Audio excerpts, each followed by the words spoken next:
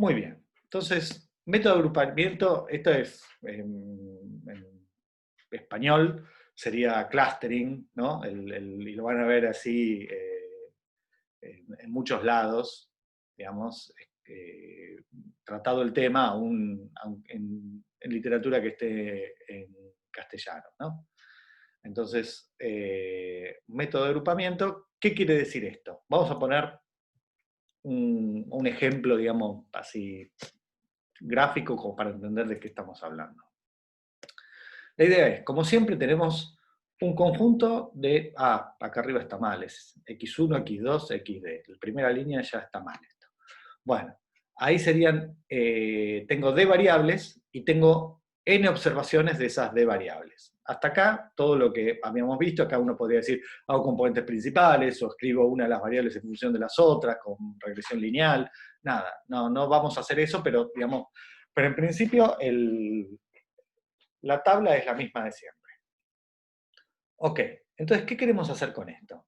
Lo que queremos es clasificar estas observaciones, ver que hay distintos grupos y que entonces esto podemos decir que son el grupo A, el grupo B, el grupo C, y que tienen determinadas características en función de estas variables observadas.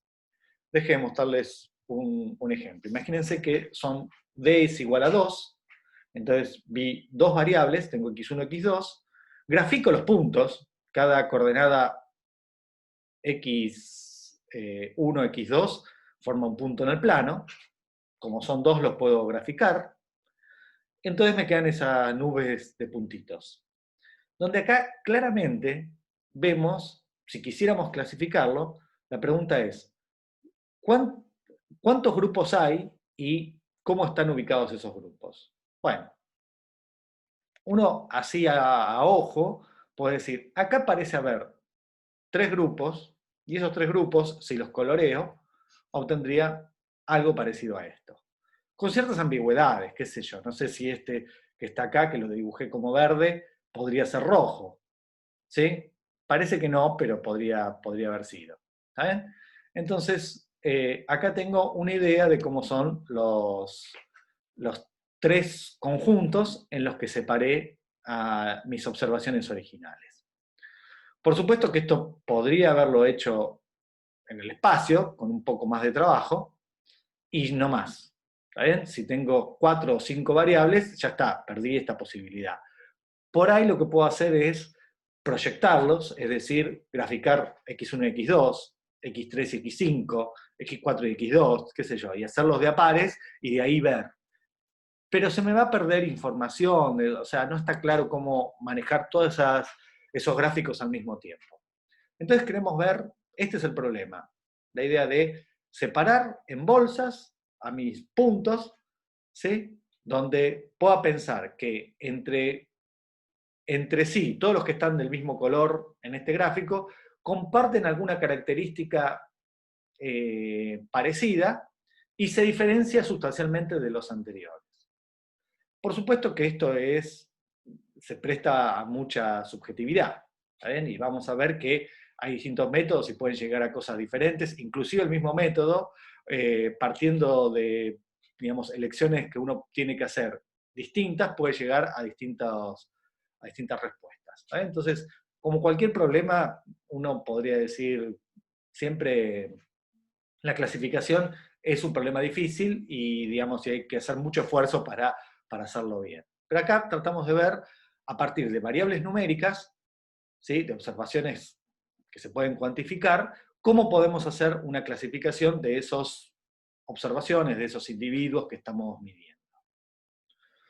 Bueno, entonces, el problema más formal sería, tengo un conjunto de finitos elementos de RD, ¿sí? Porque acá, a pesar de que no escribí, esto sería x1, x2, xd, como está acá, son d variables, entonces cada observación es un elemento de RD. Entonces esos son los datos, y queremos separarlo en clases, es decir, un conjunto de, k conjuntos, subconjuntos de S, pero para que sea una clasificación tiene que cumplir determinadas características, ¿está bien? No cualquier familia de subconjuntos de S va a ser una clasificación. Bueno, característica que tiene que cumplir. Yo no voy a considerar una clase. Profe, ¿Sí? una pregunta. ¿Esa S al principio es una K entonces o es una S? No.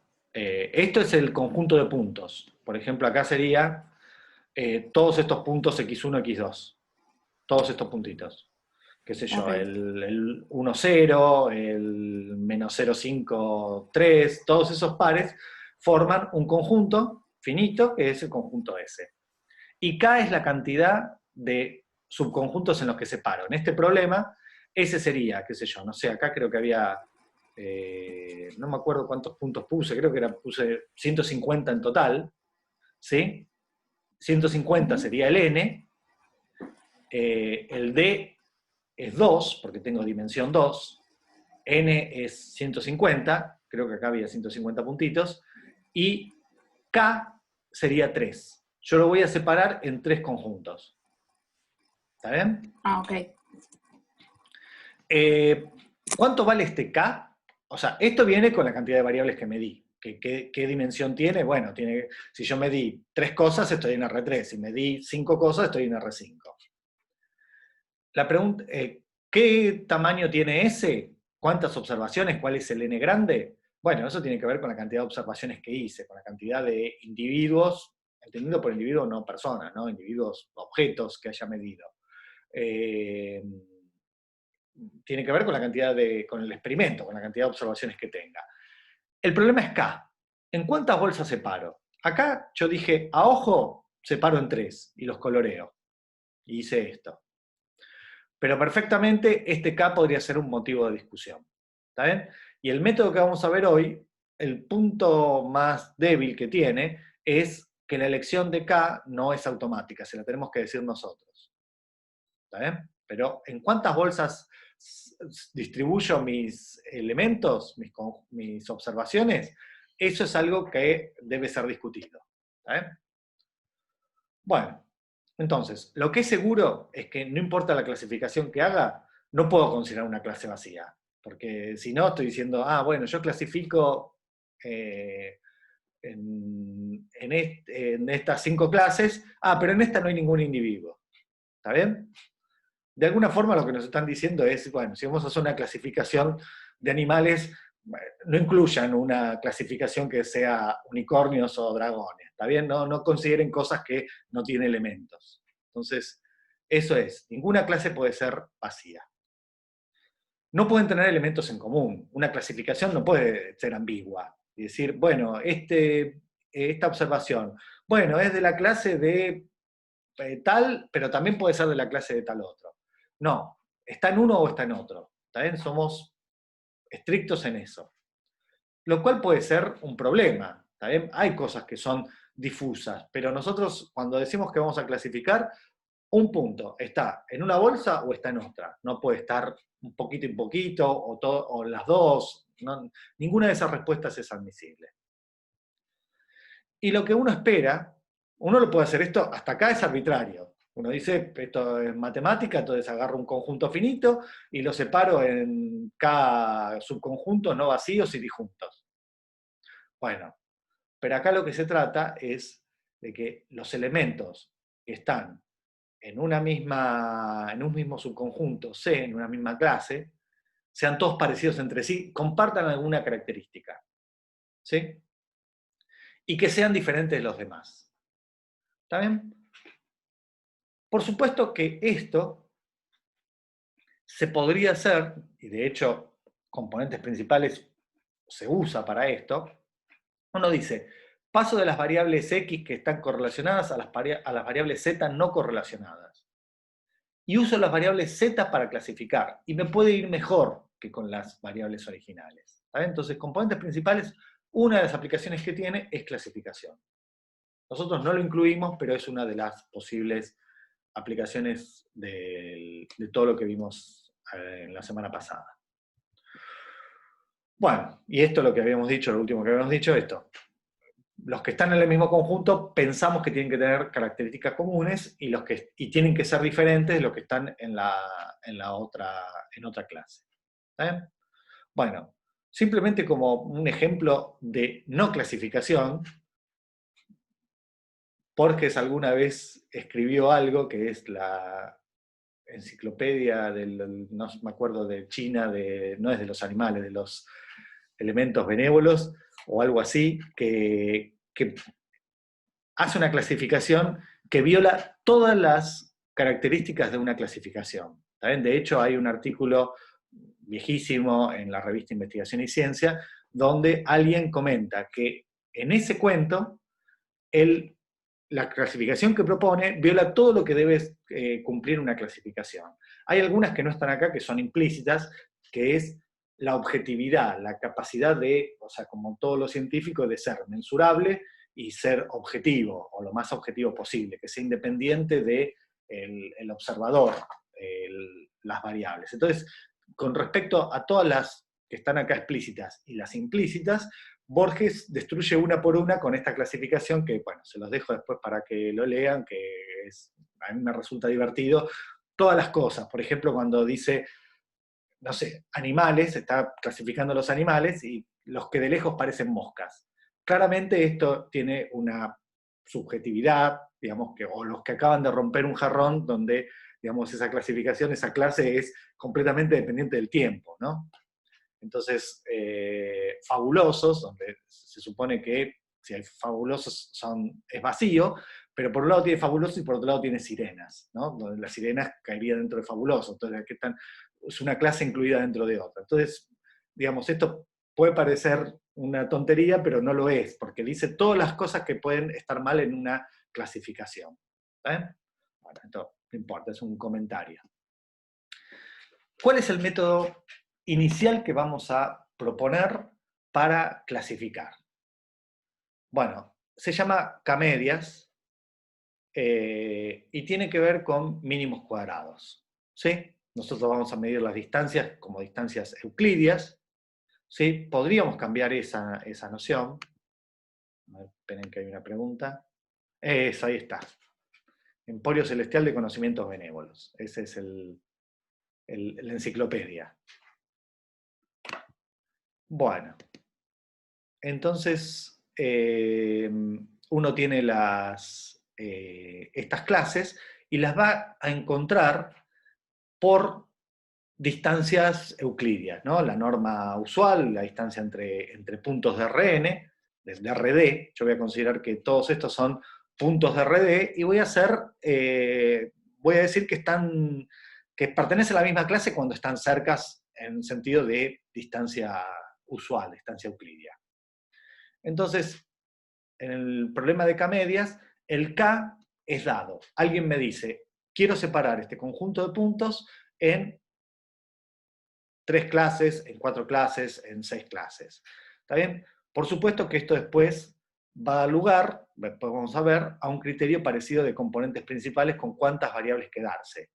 ¿Está bien? En el sentido de componentes principales, uno decía el criterio es, bueno, voy viendo qué parte de la varianza voy explicando con este número de variables y cuando llego al 90% o cuando pega un codo, ¿sí? Ahí paro. Bueno, algo parecido vamos a hacer en K-medias. ¿Qué número de conjuntos de clases vamos a considerar? Bueno, vamos a elegir algún criterio, pero en principio uno dice, voy a hacer una clasificación en 3, en 4, en 6 clases. Entonces, vamos a empezar con algunas definiciones. Si yo tengo una clase, voy a definir sería la varianza de esta clase, de este subconjunto, como la sumatoria de la distancia. X son todos los puntos de la clase que estoy considerando, la distancia a un punto P, al cuadrado, la suma de eso. ¿Y qué hago? Minimizo en P. ¿Está bien? Entonces, busco un punto P que minimice esta suma de cuadrados. Y eso lo llamo WCI. Bueno, cuando esta distancia no sea la distancia euclidia, esto puede ser un problema, digamos, un problema matemático de minimización, pero puede ser un problema desde el punto de vista práctico difícil de resolver. ¿Hay alguna pregunta? Bueno, pero en el caso de la distancia usual, la distancia geométrica, de medir con una regla la distancia entre dos Profe, puntos. Sí, decime. perdón, ¿qué sería P? P en principio es algún punto. ¿Sí? Esto enseguida va a desaparecer el P. Pero en principio uno dice, bueno, yo elijo un punto, ¿sí? Voy al papel, y uno dice, tengo la nube de puntos. Acá tengo el x1, el x2, son puntos, no variables, ¿no? x3, x4. Bueno, yo puedo poner el P acá, y me da esta suma de distancias al cuadrado. Pero por ahí no es una buena idea. Por ahí poner el P acá hace que la suma de distancias al cuadrado sea menor.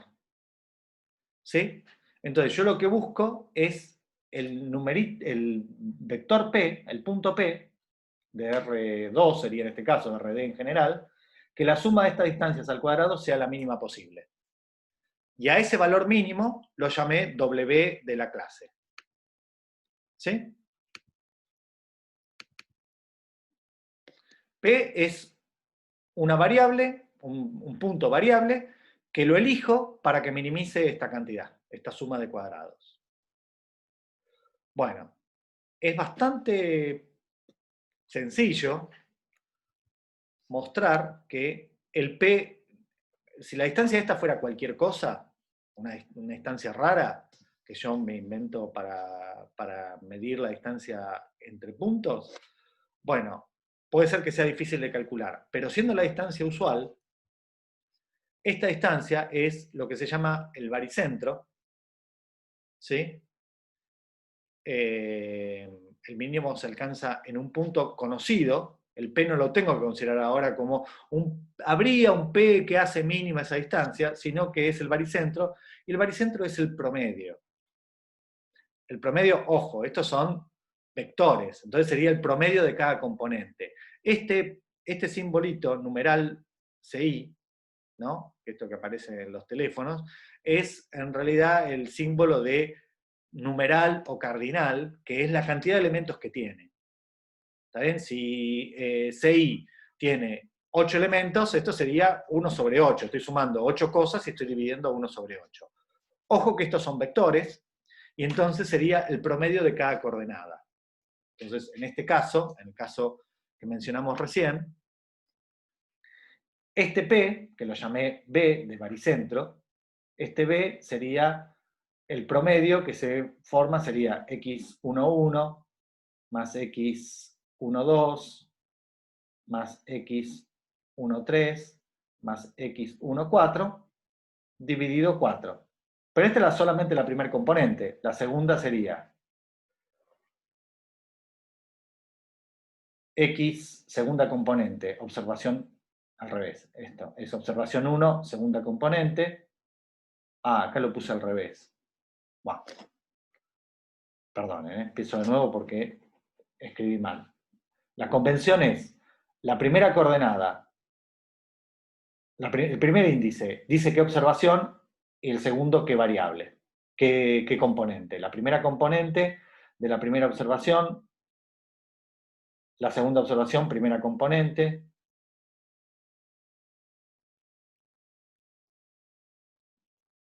Bueno, sumo las 4 y hago el promedio.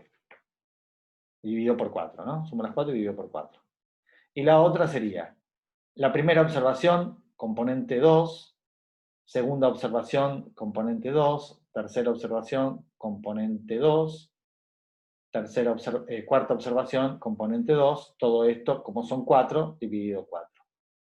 Eso me va a dar un puntito por acá, que es el promedio de cada componente, ¿sí? O sea, sería lo que hacíamos antes, para quitarle el promedio, le quitábamos el promedio por columna, ¿está bien? Entonces, haciendo eso, obtenemos el baricentro. Y ese punto, el baricentro, se demuestra que es el que logra este mínimo de cuadrados. Cualquier otra elección del P hace peor las cosas.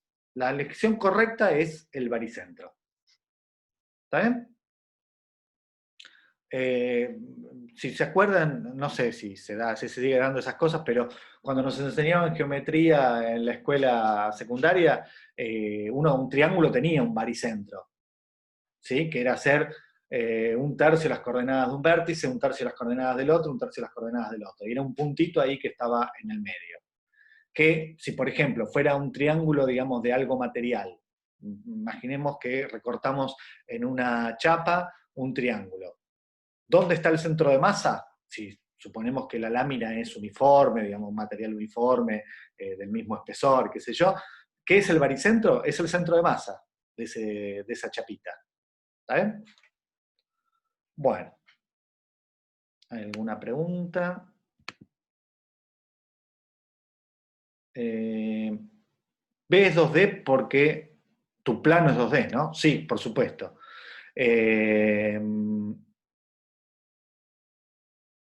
Bueno, no necesariamente, y eso lo definís una vez que definiste tus componentes principales. Si lo estamos haciendo desde el punto de vista de componentes principales, pero podríamos haberlo hecho con la tabla original de los X, esta clasificación. ¿Está bien? Uno dice, tengo un conjunto de observaciones y miro esas observaciones. Que pueden ser las originales o puedo transformar variables y usar componentes principales si me parece mejor. Digamos, ahí ya se me termina la matemática, ahí ya depende de la tabla de datos concreto que tengan y ver qué funciona. Muy bien, entonces tenemos... Profe, perdón, una pregunta. ¿Por qué hiciste con dos variables ahí en el Porque, ejemplo? en ejemplo, porque dije, son puntitos en el plano, pero esto lo podría hacer perfectamente en RD, y estas cuentas las hago para cada componente, para las D componentes, el promedio. Ah, ok, Y me da un está vector bien, de RD también. ¿Sí? claro, está bien, gracias. No, de nada. Entonces ahora, eso es cuánto me daría, si quieren, como uno piensa que esto es el promedio, esto sería una suerte de varianza, ¿sí? Bueno, en realidad no es varianza porque tendría que dividir, la varianza sería esto dividido la cantidad del tamaño de la muestra, ¿no? Pero esto sería una especie de varianza de la clase. Uno dice, bueno, todos estos puntos están muy dispersos si este número es grande y están muy concentrados alrededor del baricentro si este número es muy chiquito. El caso límite en que este número sea 0 es porque todos son el B sub I. Entonces, todos son el promedio. Si esto es muy grande es que están muy desparramados. Entonces este W habla de cuán concentradas o cuán desparramada está mi clase. Yo puedo tener la misma cantidad de puntos y puedo tener los puntos con el mismo baricentro. Imaginemos que el baricentro es esto. Estos puntos podrían estar así.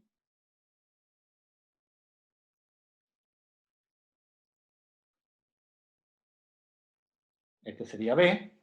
O los puedo tener así.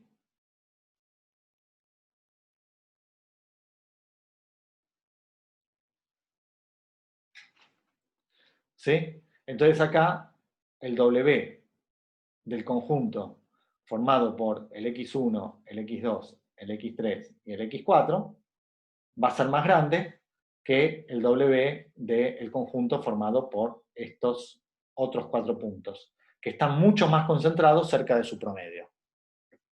¿Está bien? Entonces,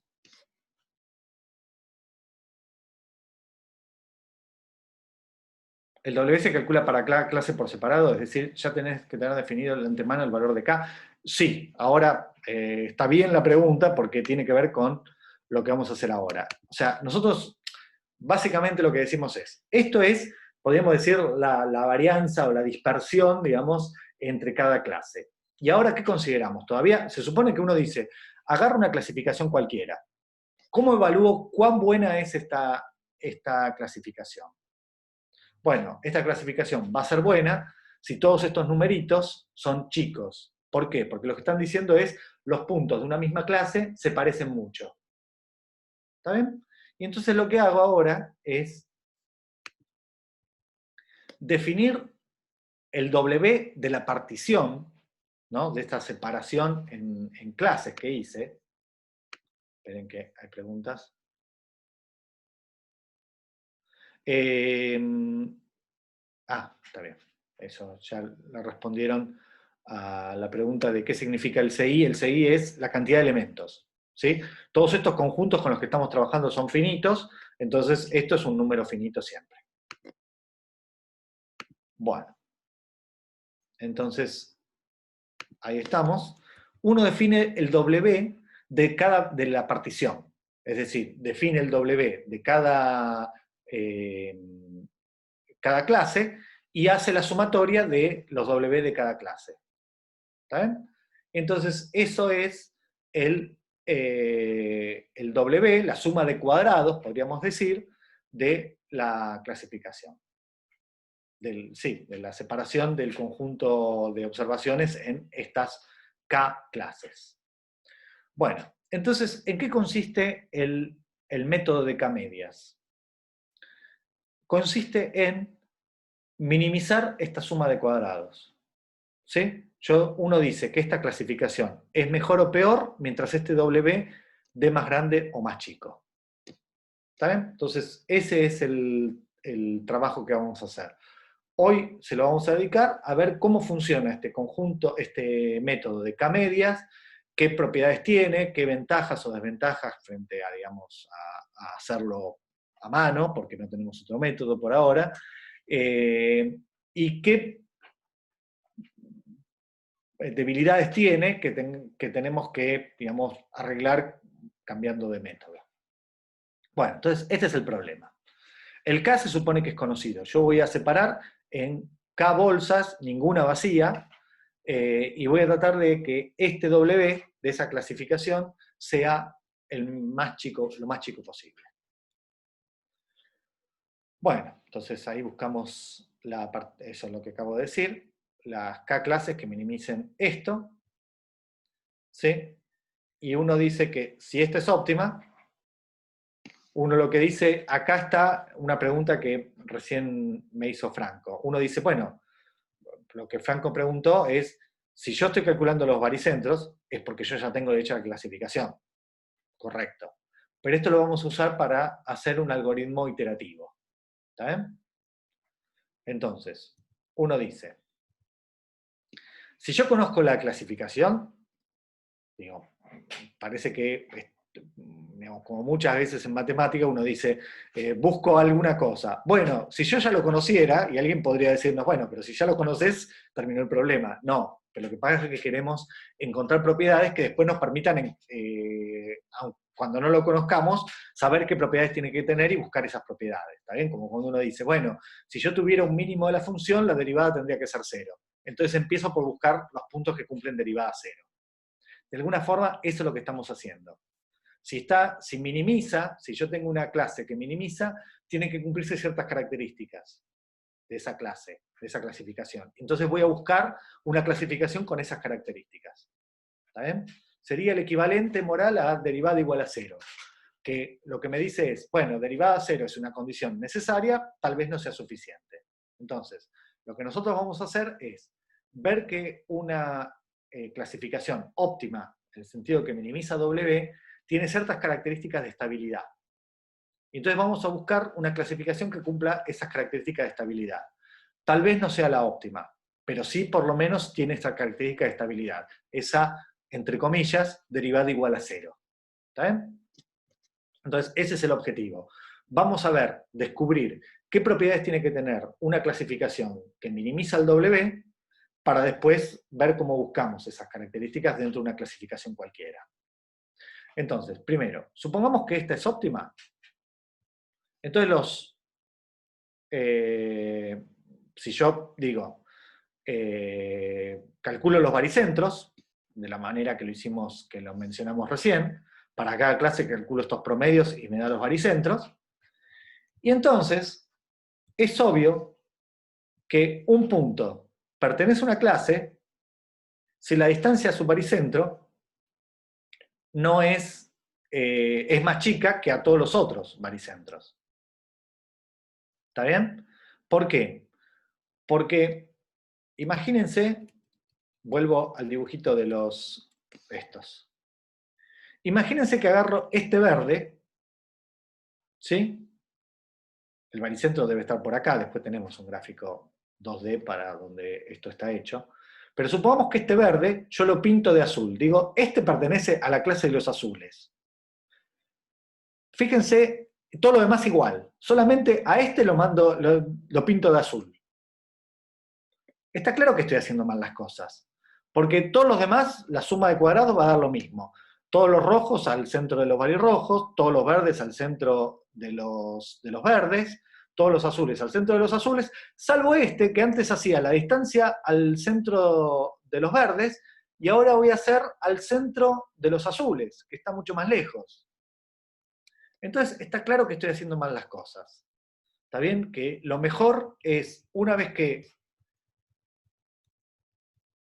si yo conociera las clases óptimas y por lo tanto sus baricentros, la clasificación tendría que ser tal que los X pertenecen a CI porque su distancia al baricentro es más chica o a lo sumo igual que a cualquier otra. ¿Tenés que hay una pregunta? Podría ser equitativo, con lo cual ahí es indiferente. ¿Está bien? Sí, por supuesto. Eso lo que me dice, la pregunta de Franco fue si empatan, si se da el igual.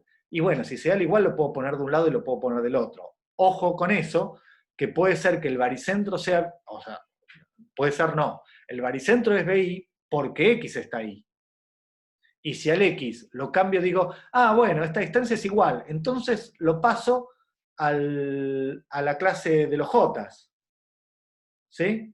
O sea, está en la frontera entre la distancia al baricentro de los verdes y el baricentro de los azules. Ah, lo paso a los azules.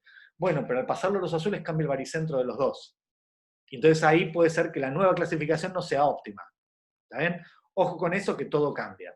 Pero sí podría pasar que haya más de una.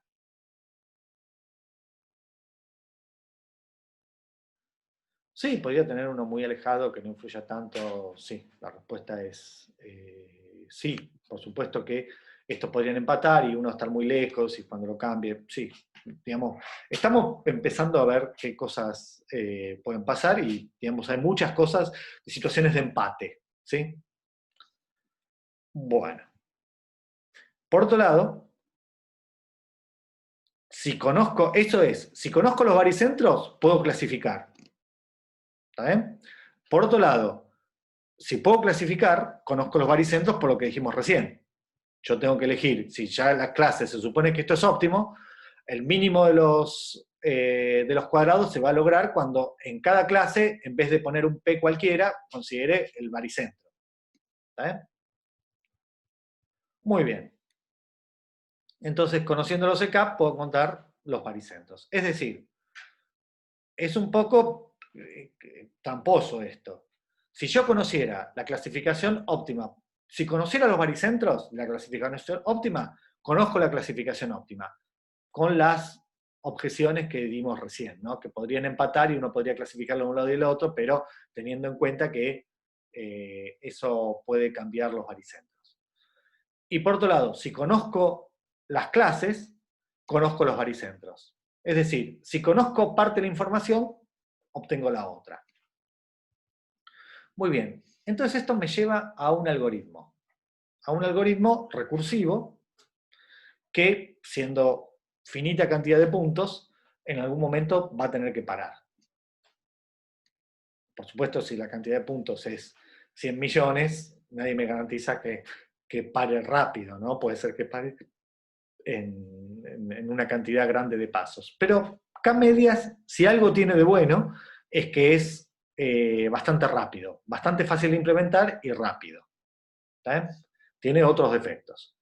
Entonces, la idea es, para que no haya clases vacías, ¿está bien? Para asegurarme de que ninguna clase empiece siendo vacía, yo elijo como puntos iniciales, puntos distintos, sin repetición, los elijo dentro del conjunto S. Elijo como baricentros, que no van a ser baricentros, pero en principio digo, bueno, agarro K puntos dentro de mi conjunto de observaciones. ¿Sí? Refuerzo esta idea. Los baricentros no tienen por qué ser elementos de S. ¿Sí? Los baricentros son promedios. Entonces, si yo tengo un promedio entre 9 y 10, me da 9,5. Y no es ni 9 ni 10. Entonces, un promedio no tiene por qué ser una observación. Entonces, uno empieza con baricentros que no son baricentros de nada. Simplemente empieza con puntitos que son K puntos distintos del conjunto S original. Entonces, agarra estos puntos y hace esto. Clasifica al conjunto S por su distancia mínima. Y cuando tiene empates, tira una moneda o hace algo aleatorio, digamos, no importa eso, porque la idea es que esto converja. Entonces, uno obtiene las clases. Y dice, bueno, yo clasifico X está en CI si X menos BI es menor o igual que X menos BJ para cualquier otro J distinto de I. Resolviendo los empates como se me ocurra, ¿está bien? De la manera que quiera. Por el más chico, por el que tiene índice más chico, por el que tiene índice más grande, tiro una moneda, qué sé yo, lo que a ustedes se les ocurra. Bueno, y entonces ahora que tengo los puntos clasificados, ¿sí? Ahora que tengo las clases, C1 hasta CK, voy a tener, ojo, con esto me aseguro, habiendo elegido los baricentros de esta forma, me aseguro que no haya ninguna clase vacía. ¿Por qué no hay ninguna clase vacía? Y porque si este es un punto DS, por ejemplo, si B1 es la tercera observación, cuando ponga acá X3, bueno, va a tener distancia 0. Seguro que va a ser más chica a todos los otros puntos. ¿Está bien? Entonces, tomando esta elección, me aseguro que ningún conjunto sea vacío. ¿Está bien? Y uno puede demostrar, digamos, es algún trabajo, pero no es tan difícil, que si empieza con clases que no son vacías, nunca en este proceso van a convertirse en vacías. Siempre van a ir siendo distintas de vacío, a medida que uno evolucione. Bueno, obtengo los nuevos baricentros, que es, una vez que hice la clasificación, que hice este paso como lo que decíamos acá, conociendo los B, conozco las clases. Después voy a hacerlo al revés, conociendo las clases, conozco los baricentros. Entonces ahora, conociendo las clases, calculo los baricentros nuevos, que por supuesto no van a ser los anteriores. ¿Y qué hago ahora? Si en realidad llegué a un punto de estabilidad, paro por ahí. Si no encontré nuevos baricentros, sino que son los mismos que los originales, paro. Y termino. Y entonces digo, bueno, estos son los baricentros y estas son las clases. En otro caso, empiezo de nuevo. Con esos nuevos baricentros, hago la clasificación. Con esa nueva clasificación, calculo los baricentros, me fijo si son iguales termino, si no, vuelvo. Y así voy iterando, este sería el esquema, digamos, del algoritmo, así voy iterando, y de esta iteración voy viendo cuando paro, y cuando paro, uno tiene una distribución estable. ¿Sí? Uno puede demostrar que una distribución óptima es estable. ¿Está bien? Eso ahora lo vamos a escribir con precisión. ¿Sí? Entonces, lo que obtenemos es que si B sub I' es igual a B sub I, la clasificación es estable, pero no necesariamente óptima. ¿Está bien? Ok, entonces acá está la afirmación. Si yo tengo una clasificación en K conjuntos que es óptima, entonces es estable. ¿Está bien? Entonces, esta proposición es el equivalente a si un punto si en un punto se alcanza el mínimo o el máximo de una función derivable, entonces la derivada tiene que ser 0. Entonces, lo que hace este algoritmo es, entre comillas, contar derivada 0. ¿Eso va a ser óptimo? No, no estamos seguros. ¿Está bien? Entonces, después vemos qué podemos hacer para encontrar una que es, o tener una probabilidad mayor de que la que encontramos sea óptima. Entonces, el algoritmo de K-medias lo que trata de hacer es buscar estables. ¿Por qué? Porque dentro de las estables están las óptimas. Bueno, esto sería la demostración, después volvemos a esto, pero antes quería mostrarles un ejemplo. Voy a mirar en la recta, ¿sí? Entonces tengo 5 puntos en la recta, 2 negativos y 3 positivos, y voy a separarlo en 2 clases. Esperen que hay una pregunta.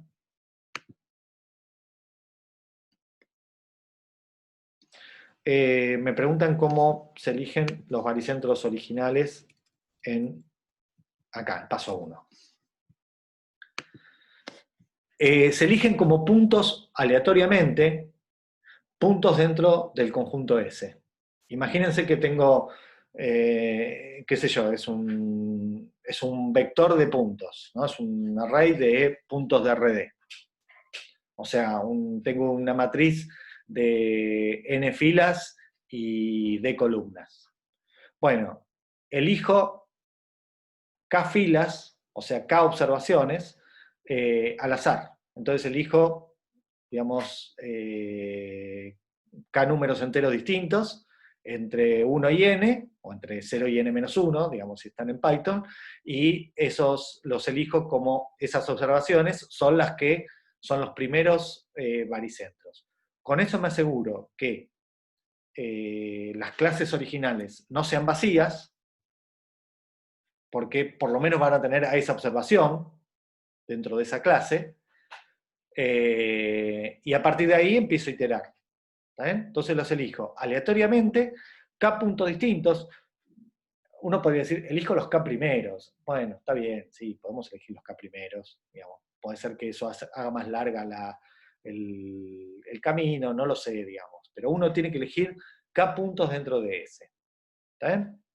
Entonces, a partir de esos, primero clasifica y después recalcula los baricentros. Y después reclasifica y así va iterando, hasta que se estabilice. ¿Está bien? Bueno, entonces, esto garantiza que inicialmente las clases CI no sean vacías y o también uno puede elegir parte aleatoriamente, dice, bueno, los de C1, supongamos que tengo que elegir en 2, digo, elijo al azar una cantidad de puntitos dentro de los que van a ser C1 y otra cantidad dentro de los que van a ser C2, y el resto los que sean C2. ¿Saben? También se puede elegir así. Muy bien. Bueno, volvamos a la demostración, después volvemos. No es muy difícil, pero antes quería mostrarles un ejemplo. Tengo 5 puntitos en la recta, ¿sí? Y quiero separarlo en 2 clases. ¿Está bien? Vamos a ver que en este ejemplo la elección 2 no es mala, ¿está bien? Con el criterio de cuántas clases uno elige. Entonces, uno tiene este conjunto y vemos, o sea, la primera observación es que si yo voy a separar en 2 clases, supongamos que el baricentro de la clase C1 es más chico que el baricentro de la clase C2. ¿Está bien? Como son 2 conjuntos distintos, ninguno no voy a tener el mismo, uno esperaría no tener el mismo baricentro. Bueno, en este caso que estoy en la recta, y esto es porque estoy en dimensión 1, ¿está bien? El máximo de C1 no puede ser más grande que el mínimo de C2. Lo que estoy diciendo es, todos los que están en la clase con baricentro más chico tienen que estar a la izquierda de los que tienen baricentro B2. ¿Está bien? ¿Y eso por qué? Eso es bastante fácil de ver. Imagínense que estoy en la recta y tengo estos 5 puntitos.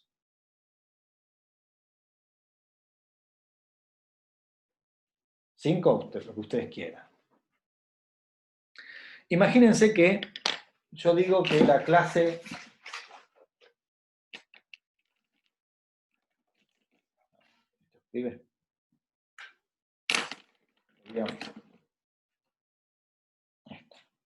imagínense que mis clases son este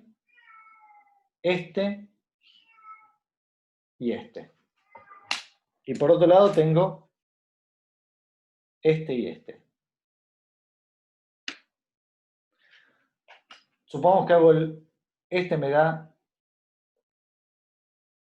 el B1 y supongamos que este es el B2. ¿Sí? Es bastante fácil de entender que esto es una situación anómala en que no va a ser de ninguna manera óptimo. Si yo cambio este con este, ¿sí? ¿Sí? Si yo digo este lo pinto de rojo y este lo pinto de azul, las cosas van a ir mejor, porque, digamos, está claro que aún con los mismos baricentros, ¿sí? La distancia del... perdón, ¿qué estoy diciendo? Bueno, si yo intercambio estos dos, la cosa me va a ir mejor, porque este se va a acercar más al B2 y este no se va a alejar tanto del B1. Es decir, o directamente, si este lo pinto de rojo, ¿sí? Está claro que esta distancia va a ser más chica que esta. Entonces, no puedo tener una situación en la que el más grande de los que están con baricentro a la izquierda supere a los que están con baricentro a la derecha. ¿Está bien? Entonces, lo que digo es, no tiene sentido considerar clases que no sean izquierda y derecha, en el caso unidimensional. ¿Está bien?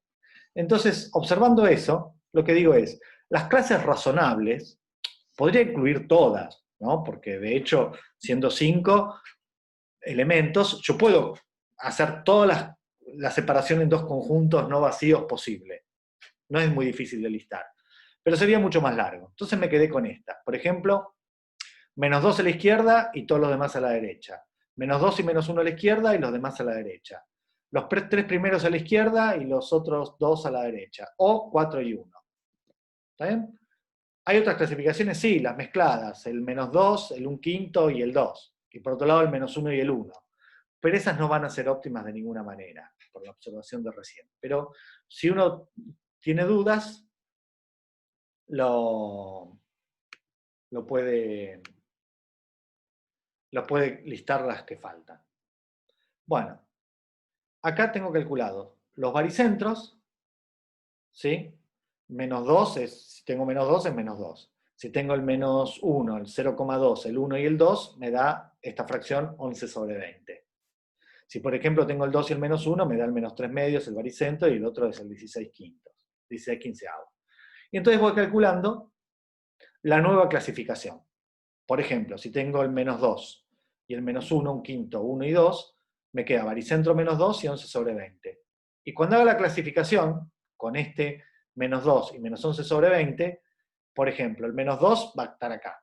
El -1 está más cerca del -2 que del 11 sobre 20, porque está a distancia 1 del B1 y a distancia 31 veinteavos del B2.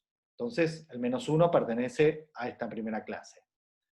Y todos los demás pertenecen a la otra. Con lo cual lo que vemos es que la primera clasificación que hice no es estable, porque a partir de esta clase calculé los baricentros, a partir de los baricentros hice la nueva clasificación y me dio distinta a la original. Bueno, lo mismo pasa con la última. Tengo 4 y 1, acá tengo el baricentro de la clase de la izquierda, acá tengo el baricentro de la clase de la derecha, recalculo las clases por distancia, por mínima distancia a los baricentros y queda clasificado así. Entonces este tampoco es estable. Entonces lo que vemos es que de las 4, hay 2 que no son estables, 2 que sí lo son, ¿sí? Que son las que tienen 2 y 3 elementos, o 3 a la izquierda y 2 a la derecha. Esas 2 son estables, pero una es óptima y la otra no. ¿Está bien? Y lo que vemos es que, fíjense que con esto, este problema lo resolvimos completamente, porque si aceptamos esta observación, no hay otras que no sean estas las posibles óptimas. Las que están mezcladas, como las que dibujamos en el papel, esa no puede ser óptima. Entonces tienen que ser alguna de estas 4. De estas 4, 2 son inestables. Con lo cual, si creemos en la proposición que pasamos rápido, una óptima tiene que ser estable. Una que minimiza tiene que ser estable. Entonces me quedan la 2, la segunda y la tercera. Y cuando calculo el W de la segunda, me da 2,93. Y cuando calculo el W de la tercera, al revés, ¿no? De esta a la tercera, me da el W 2,93. Y cuando calculo el de la segunda, el que tiene 2 y 3 elementos, me da que el W es 2,13. ¿Sí? Que sería el W, que es la suma de los cuadrados de las distancias a este baricentro, por un lado, la distancia de todos estos tres números a este baricentro, ¿sí? La suma de los cuadrados, y después la suma de esas dos cosas. ¿Está bien? Entonces, en este caso, esto me da 2,13, ¿sí? Y entonces quiere decir que de los dos candidatos, que eran las dos estables, esta es óptima y esta no, obviamente. ¿Está bien? Entonces, simplemente antes de hacer el intervalo, para decir qué cuentas hicimos, uno agarró y tenía, ya no me acuerdo los valores, pero uno tenía el C1, esperen que voy a usar una hoja distinta. El C1 es el -2 menos 1. El C2 es el, vamos a poner 0,2, 1, 2. Y los baricentros eran, para esta que es óptima, esto es menos 1,5, y este B2 es, bueno, 16 sobre 15, que va a ser 1, y algo, no sé. Entonces, la cuenta que estamos haciendo es el W de C1, C2, sería la suma de menos 2 menos B1, voy a escribir así no escribo tanto, menos 1 menos B1 al cuadrado, más, esto sería el W de C1 solo, el W chiquita, que es el W grande, y por acá voy a escribir 0,2 menos B2 al cuadrado, más 1 menos B2 al cuadrado, más B2, bueno, no sé por qué lo escribí al revés, 2 menos B2 todo al cuadrado. Y esto sería el WC2. Y la suma de estas cosas me da la suma, el W. ¿Está bien? Cuando haga estas cuentas con estos valores me va a dar 2,13. Y lo que acabamos de ver es que eso es la óptima. ¿Está bien? Entonces, esto lo hicimos bastante a mano, pero vamos a ver ahora cómo sería. Bueno, son las 10:09.